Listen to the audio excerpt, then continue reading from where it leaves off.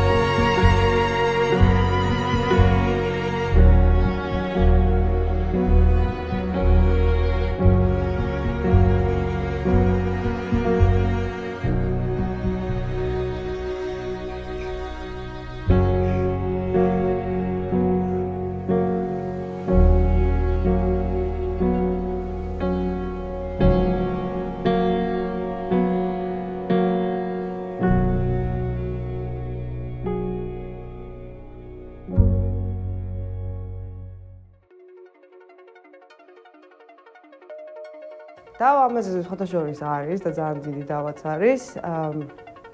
ჩემთვის პირადად არის რამდენიმე თამაში, რომელიც ხელოვნების ნიმუშია, პირადად ჩემთვის სუბიექტურად. რამდენიმე მუზეუმმა თავის კოლექციებში დაამატა თამაშები, ძველი თამაშები, დიზაინის და არქიტექტურის კატეგორიაში. მაგრამ თამაშების იდეა მაინც რისთვისაც თავდაპირველად შეიქმნა, იყო რომ არის გართობის ერთ-ერთი საშუალება. და ჯერჯერობით თამაშებს, ვთქვათ ეგეთ როგორც ხელოვნებად არ მოიაზრებენ. ჩემი აზრით ძალიან ელემენტარული რაღაცაა, რომ ჩემთვის ეხლაც არის რაღაც თამაშები, რომელსაც ვთვლი, რომ არის ხელოვნების ნიმუში. არის ეგეთი თამაშები არსებობს და რატო თუ კინო არის ხელოვნების ნიმუში, რატო არ უნდა იყოს თამაში, რომელიც რეალურად მიდის იმისკენ, რომ იგი ანუ როცა იმის ფორმა უფრო დაიხვეწება, რომ ეს პროგრამულად უფრო flexible გახდეს თამაშები, ხო? რეალურად გახდება ინტერაქტიული, აქტიური კინო. ლიტერატურის, თქვათ, ქცევა ვიდეო თამაშების როგორც ავტორად, ისე რა თქმა უნდა, ავტომატური პერსონაჟადაც და მონაწილედაც, ან მკითხველადაც, ხო, რეციპიენტადაც. ძალიან საინტერესო პროცესი შეიძლება იყოს, იმიტომ რომ ამ შემთხვევაში ჩვენ ხდება ეს სრული სინთეზიზაცია, როგორც თვითონ უშუალოდ ჟანრი, თქვათ, დავარქვათ ამას თამაში, სადაც არის ვიდეოც, არის მუსიკაც, საუნდიც, არის ტექსტიც, არის გარკვეული დრამატურგიაც, შეიძლება იქ იყოს თქვათ რაღაც აზრით სტატიკური ტიპის ხელოვნების ელემენტებიც კი, მაგალითად თუნდაც მხატვრობის, ხო? და მეორე მხრივ თვითონ ავტორი, რომელიც ავტორიც არის, მონაწილეც არის, შემფასებელიც არის, ხო? ნუ სხვა დანარჩენ პოტენციურ მონაწილეს შემფასებელი. ფაქტობრივად ეს სრულიად ახალი ფენომენია. ანუ ხელოვნების შექმნა, მაგალითად ომი და მშვიდობის ბატალური სცენები კომპიუტერულ თამაში. ეს გამოდის რომ ჩვენ ქმნით ხელოვნების ნაწარმოებს, მე სიმბოლურად ისეთი მოვიყვანე სპონტანურ მაგალითად, რომელშიც ყველანი ჩვენ ვართ მონაწილეები, ემოციურადაც. ის ალბათ უფრო ემოციურად ვიდრე ტექსტის კითხვის დროს, იმიტომ რომ ამ შემთხვევაში უკვე ჩართული არის გარკვეულად ჩვენი სხეული, ხო, კლავიატურის დონეზე მაინც. ანუ ის, ვთქვათ, თვისებები ლიტერატურისა იქნება ეს, ვთქვათ, კათარზისი ანტიკური ეპოქიდან თუ უფრო გვიანდელი, ვთქვათ, სუბლიმაციის მომენტები, ყველაფერი აქ არის. შეიძლება ეს იყოს თავისთავად ლიტერატურის უბრალოდ ვთქვათ, კი ბატონო, დავარქვათ ამას, ლიტერატურის ერთ-ერთი მომავალი. ანუ რაღაცნაირი განსხეულება შესვლა ამ თამაშებში, ამ ელექტრონულ ცივილიზაციაში ამ ფორმით, არავინ არ იცის.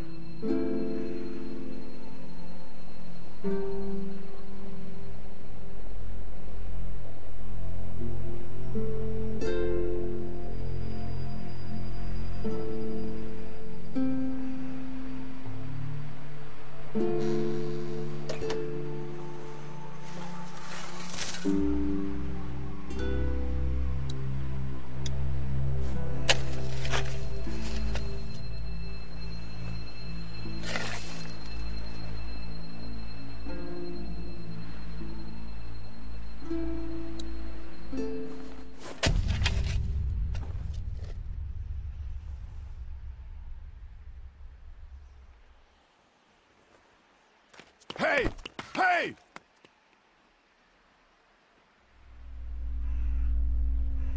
Who are you?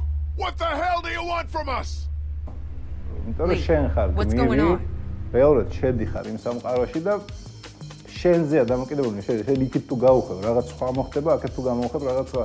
ანუ ეს ლინეარული რაც კინოში არის, ეგ ხრება და ეხლა კინოში რო იყო, წარმოიდგინე, შენ ხო ყველა მაყურებელი კინოში რომ მიდის იდენტიფიკაციას ახდენს თავარ გმირთან. ნუ 99% შეიძლება ვიღაც მანიაკები, ვიღაც ეპიზოდურ როლთან ახდენენ, მაგრამ და ეგ არის ხო იმის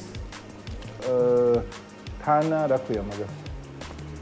თანაგანცდა თუ რაღაც აი ეგ ხდება რა, ფილმი ეგ არის და მაგარი თუ არის და მაგრა თუ არ გაკეთებული, ზიხარ და უყურებ და ის ტიპი ხდები პრინციპში რა. ამ შემთხვევაში ეს გაძლევს საშუალებას, რომ შენ გახდე, შენ ხარ. ანუ თქვა აი ეს first person რაც არის რა, შენ უყურებ, შენ დადიხარ. და უკვე შენ ქმნი რაღაც შენ ცხოვრებას, რომელიც იქ მიდის რა, იმ თამაში. და რეალურად ახლა პრინციპში ახლა თამაშები რაც უფრო ბოლო დროს რაღაცა თამაშები ჩნდება, არის ანიმაცია, ოღონდ ინტერაქციის საშუალებით რა. ჩემთვის ეგ არის, იმიტომ რომ ახლა თქვა მაშინ არის ჩემს არის ანიმაციის ერთ-ერთი ესეთი შედევრი რა, იმიტომ ძალიან მაგარია. ყველანაირად, როგორი გვირებიც არიან, როგორც არის ყველაფერი გაკეთებული, ვიზუალურად როგორიც არის. ანუ ჩემს ეგ მაგალითად არის ხელოვნების ნიმუშია. I don't know how to explain this, but I'm telling you, it was so real. I was there.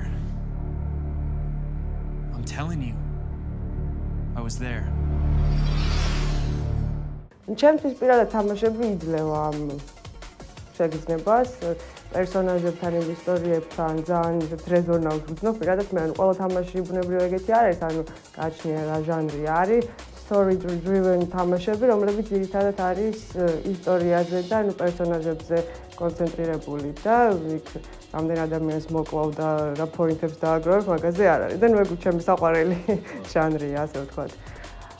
და ხელოვნება რამდენად შეიძლება გახდეს, ანუ შეიძლება, ანუ თამაშებს აქვს ეს პოტენციალი, რომ გახდეს. ძალიან საინტერესო საკითხია, თვითონ გახდება თუ არა ლიტერატურა ბაძვის, ვთქვათ, საგანი. ანუ შეიძლება ისეთი ტიპის ფენომენი ვიხილოთ, რომ არათუ სხვას მიბაძოს, არამედ თვითონ იყოს ახალი ფენომენი და თვითონ გახდეს ბაძვის საგანი, ხო? ეს სრულიად სხვა სივრცეებში გადაგვიყვანს და რაღაც მატრიცულ რეალობებს შემოგთავაზებს. არავინ არ იცის სად მიდის მომავალი, ხო? შეიძლება ეს მომავალი ისევ ფუფცებს და კალამს დაუბრუნდეს. აქ ძალიან ძნელია განჭვლეტა. ნუ თავისთავად იმ ინერციით, რა ინერციითაც ჩვენ მივდივართ უბრალოდ იმ გეზით. რაგაზითაც ჩვენ მივდივართ როგორც ციფრული ტექნოლოგიების განვითარებას, ყველა შემთხვევაში იგულისხმება რომ რაღაც აი ამ სივრცეში მოხდეს. შეიძლება ვთქვათ იგივე ვიდეო თამაშებიც გადავიდეთ და ვისაუბროთ, იმიტომ რომ ხელოვნება პრინციპში ეს, იმიტომ რომ გვაქვს გარკვეული ტიპის ნარატივი, მოცემულობა, რომელსაც წარმართავთ დაახლოებით ისე, როგორც ჩვენ გვსურთ. ბუნებრივია რაღაც საზღვრებში, რომელიღაცმა დემიურგმა ჩვენ დაგვიწესა, ვთქვათ, რომელიღაც თამაშის, ხო? შეიძლება გახდეს რამე ახალი ჟანრი ჩამოყალიბდეს, რომელიც უფრო რაღაც ხელოვნებაზე, ანუ უფრო მაგისკენ იქნება, ვიდრე ნუ გართობის მომენტზე.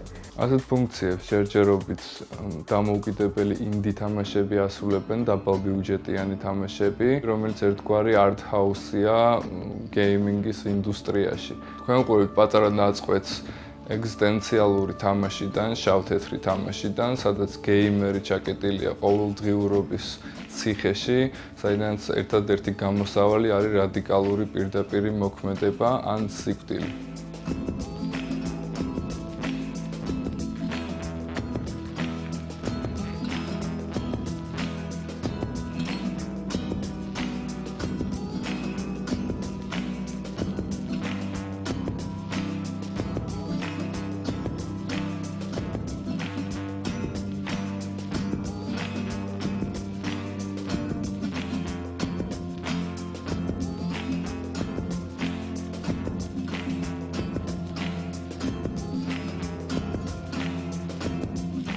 ამ თამაში კი ავტორი დადაისტური ვანდალიზმისკენ მოგვიწოდებს, ოღონდ ამ შემთხვევაში დადა ტექნიკურად დააპგრეიდებულია და არტისტი გვაძლევს ესეთ მოცემულობას. თუ თქვენ ლაზერული იარაღით ხელში შემთხვევით ჩაიკეტეთ საგამოფენო დარბაზში, მუზეუმში, სადაც არის ჯეფ კუნსის ნამუშევრების რეტროსპექტივა. რას იზავთ, ანუ ეს არის მოცემულობა. და ნუ შემდეგ თამაში, როგორც ხედავთ, იწყება სრული ვანდალიზმი, მოთამაშე უნდა გაანადგუროს ჯეფ კონსის ყველა ნამუშევარი, ანუ რეალურად თქვენ ანადგურებთ ხელოვნების ნიმუშებს, კლავთ მუზეუმის თანამშრომლებს და განესდით ნონ-სტოპ ორგაზმს. მუზეუმი უნდა გაქრეს, ჯეფ კონსი უნდა მოკვდეს, სისტემა უნდა დაინგრეს.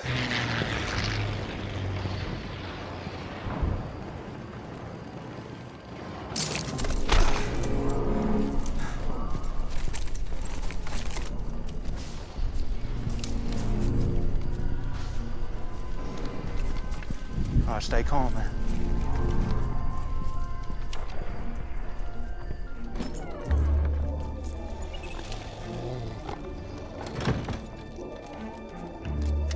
Ma'am?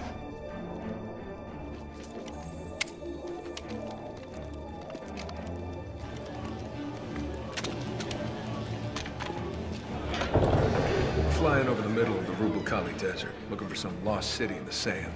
Next thing I know, plane's going down. I'm hanging like a rag doll at 30,000 feet, just trying to hold on. And a plague on every corner. When half the city hated me, and the other half wanted me dead. He brought out my good side. I'm telling you, war has changed. So you do what you have to. I'm no hero. But whatever good I've done, it was him. It was in the days of suffering when the gods made their might known. When no mortal dared stand up to Zeus. He did. Omaha! Pinned down on that godforsaken beach. Thinking if I lay there, I'll maybe die. But if I get up, there ain't no maybe about it. Then one man broke through. Michael! Michael. Michael. When the Templars murdered my family. When the whole bloody world's gone crazy. Hellcat, Sector 9! To Michael! Michael! For all he does. For all of us. To Michael. To Michael! To Michael! To Michael!